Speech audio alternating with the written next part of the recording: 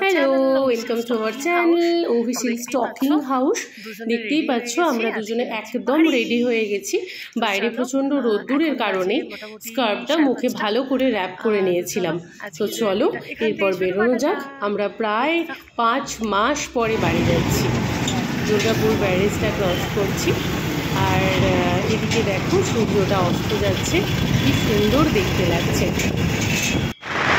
আমার জঙ্গল দিয়ে যেতে বরাবরই ভীষণ ভালো লাগে, বাট এইবারে বর্জনা জঙ্গলটা ক্রস করার সময় খুব মনটা খারাপ লাগছিল। এই জঙ্গলে কিছুদিন আগেই বিভৎস আগুন ধরেছিল। দেখতে পাচ্ছ গাছগুলো পুরো কালো হয়ে গেছে। জানি না কী কারণে ধরেছিল আগুন, বাট দেখে খুব খারাপ লাগলো। কথা বলতে বলতেই দেখো বেলিয়াতোর চলে এলাম। এটা হলো বাড়িয়া চায়ের দোকান। আমরা যতবার বেলিয়াতোরে দাঁড়াই এই দোকানে চা খাই। চাটা অসাধারণ বানায়। তো ও চলে গেছে দুটো চা আনতে। আমি সেই সময় একটুখানি ক্লিপস নিয়ে নিচ্ছিলাম তোমাদের সাথে শেয়ার করার জন্য। আমার এই দোকানটা বরাবরই ভীষণ প্রিয়। এখান থেকে চা খাওয়ার পরে চপ নিলাম গরম গরম, আর কিছুটা আগিয়ে এসেও একটা ছোট্ট দোকানে দাঁড়ালো। দুজনেরই প্রচণ্ড খিদে পেয়ে গেছিলো, সেই জন্য এই দোকান থেকে অল্প করে মুড়ি নেওয়া হলো। আর ও বলল নিকুতি নামে এখানে একটা মিষ্টি আছে যেটা নাকি জিলিপির মতো খেতে। তো আমি বললাম তাহলে ওটাও নিয়ে নে। দেন ওখান থেকে বেরোলাম। এই জঙ্গলটার নাম হলো পাঁচালের জঙ্গল। এই জঙ্গলটাকে দিনের বেলা সূর্যের আলোয় অপরূপ সুন্দর দেখতে লাগে। আমার বেশ কয়েকটা পুরনো ব্লগে তোমরা এই জঙ্গলের ক্লিপস দেখতে পাবে।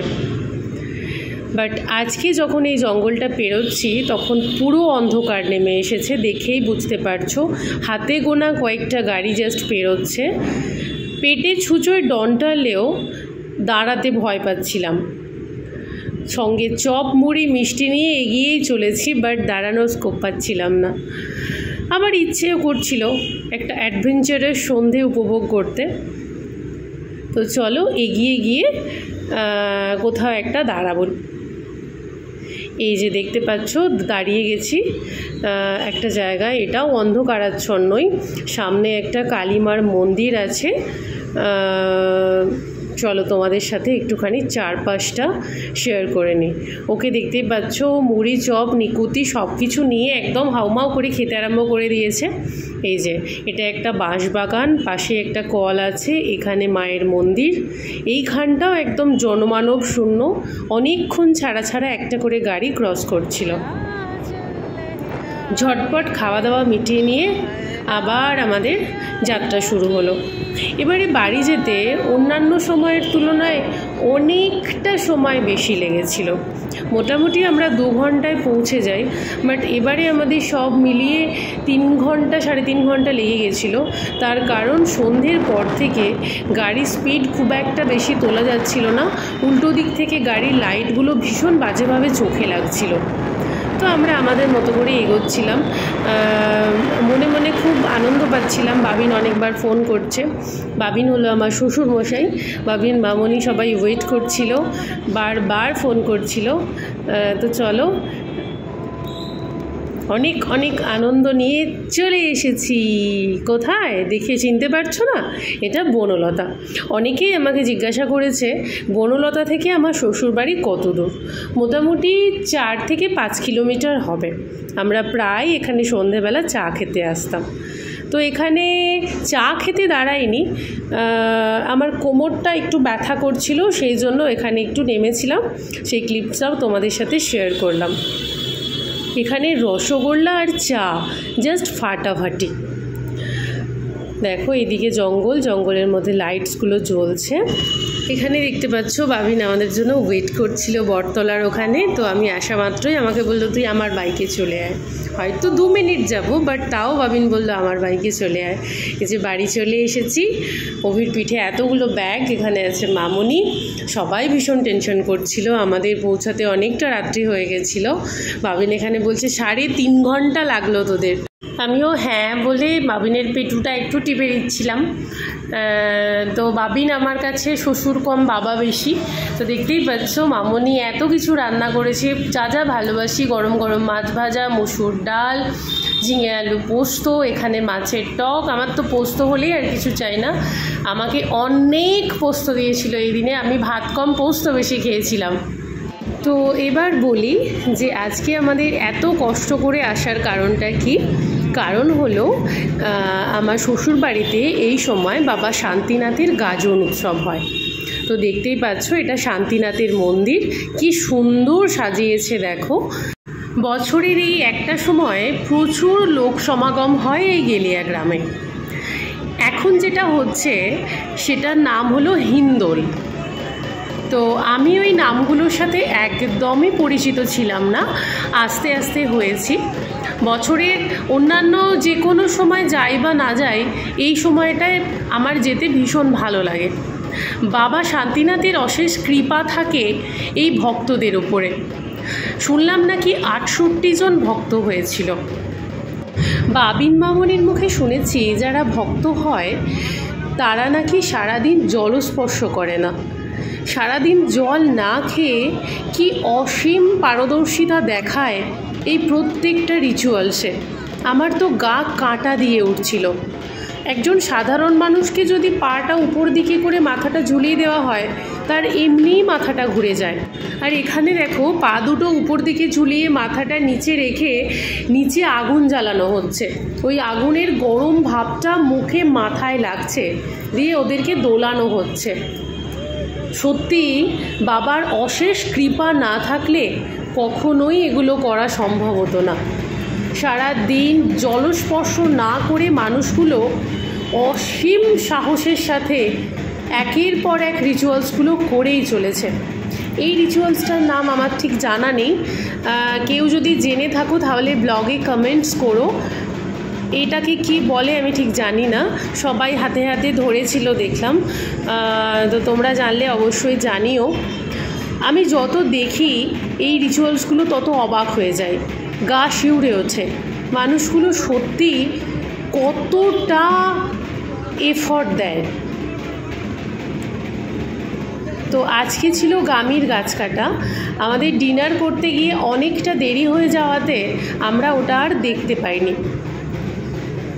বাবিন, আমি আর অভি গেছিলাম রাত্রেবেলা, মামনি বাড়িতে রেস্ট নিচ্ছিল। আমার এগুলো দেখতে খুব ভালো লাগে। তো আমরা আসার আগেও দিনের বেলা বেশ কিছু রিচুয়ালস হয়েছে, সেগুলোর ক্লিপসগুলো আমাকে এক ভাই দিয়েছে। চলো সেগুলো শেয়ার করা যাক।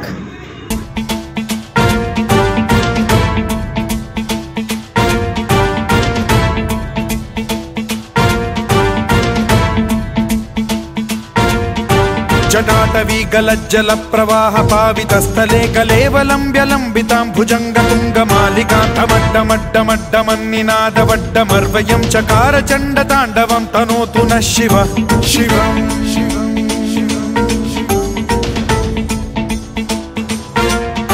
जटाकटाह सम्भ्रम भ्रम निलिम्ब निर्झरी विलोल वीचि वल्लरी विराजमान मूर्धनि धगत् धगत् धगज्ज्वलल्ललाट पट्ट पावके किशोर चन्द्रशेखरे रतिः प्रतिक्षणं मम।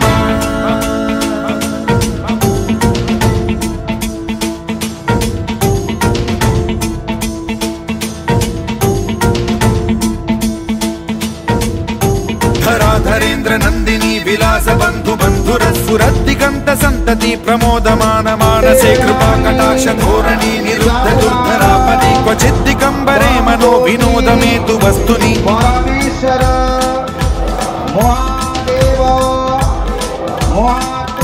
जटाभुजंग पिंगल स्फुरत् प्रणामणि प्रभा कदम्ब कुङ्कुमद्रव प्रलिप्त दिग्वधूमुखे मदान्त सिन्धुरस्फुरत्वगुत्तरीय मेधुरे मनो विनोदमद्भुतं बिभर्तु भूतभर्तरि।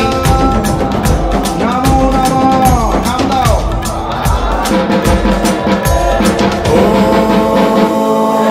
नमः शिवाय।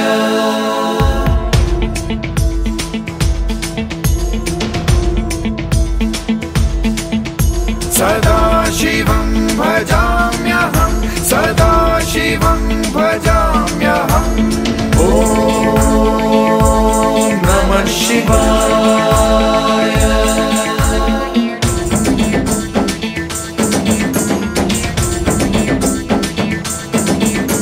सहस्रलोचन प्रभृत्य शेषलेख शेखर प्रसून धूलि धोरणी विधूसराघ्रि पीठभूभुजंग राजमालया निबद्ध जाट जूटक श्रियै चिराय जायतां चकोर बंधु शेखरः।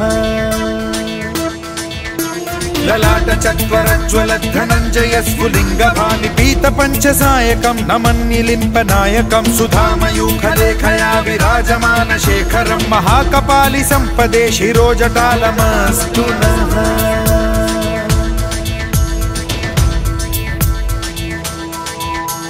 कराल भाल पट्टिका धगद् धगद् धगद् ज्वलत् धनञ्जयाहुतीकृत प्रचण्ड पंचसायके धराधरेन्द्र नन्दिनी कुचाग्र चित्रपत्रक प्रकल्पनैक शिल्पिनी त्रिलोचने रतिर्मम। नवीन मेघमण्डली निरुद्ध दुर्धर स्फुर कुहूनि शीठिनी तमः प्रबन्ध बद्ध कन्धरः निलिम्प निर्झरीधरस्तनोतु कृत्ति सिन्धुरः कलानिधान बन्धुरः श्रियं जगद्धुरन्धरः।